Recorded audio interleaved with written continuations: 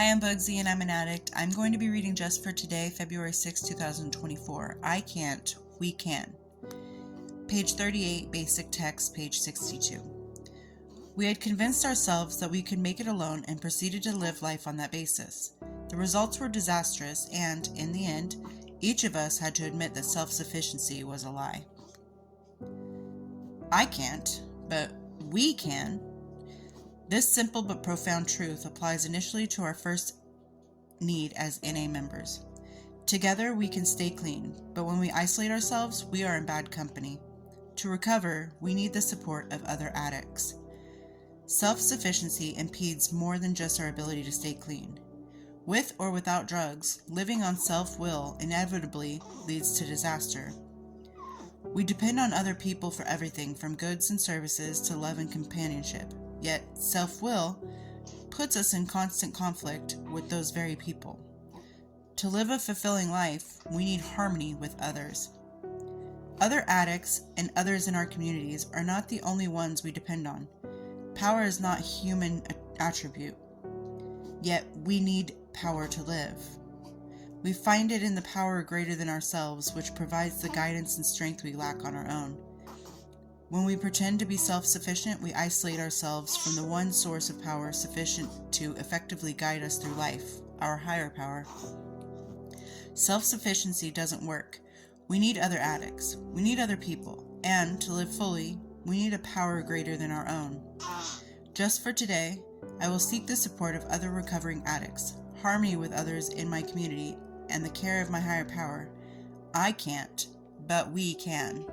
Basically what I've said before, you think you know everything, but you don't. You just gotta trust the process, trust that recovering addicts, they might know a thing or two about addiction. And not every addict knows the same ins and outs about things than other addicts do. So you learn things along the way. You learn things as people progress in their recovery. Whether they're new to their recovery or they've been doing it for years, we're always learning something. And if you want to push everybody away because I can do it by myself, that's the wrong answer, because we were by ourselves during our addiction. No matter how many people were surrounding us, using with us, and actively contributing to your addiction, you don't know, because you were alone. If you think back on those days, only if it doesn't trigger you think back on it, you think about how alone you felt and maybe had some kind of resentment towards the other people you were using with those times you weren't alone, because you're just like, I have to share with you, or weird things like that.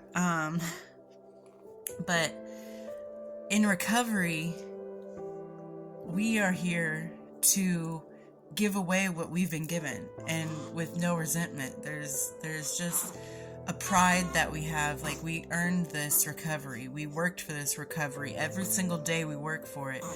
So don't isolate yourself thinking that you can just recover. I quit using, so that's enough. That's not enough. Quitting is not enough. You have to actively understand where you came from, and you have to, I say you should instead of you have to. I should change that. Okay, so you should want to progress in your recovery alongside other people in recovery, because that's where you're going to find the answers. That's where you're going to find the support. That's where you're going to find reason for you to keep going.